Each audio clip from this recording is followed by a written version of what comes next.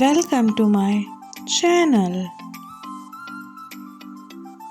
Foolish boy, foolish boy. Once upon a time, there was a young boy who loved fishing.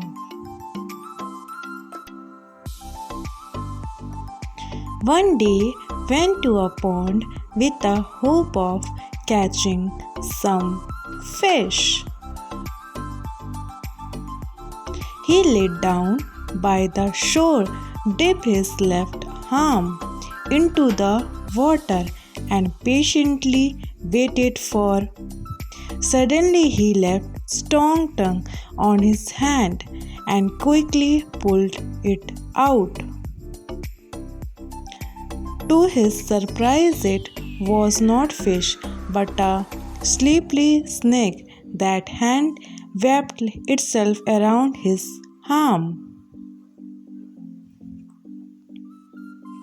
In a panic, he shook his hand, causing the snake to fall back into the water. An old man who had been observing the scene approached the young boy and said, "Always think twice before taking any action. Foolish can bring trouble into your life."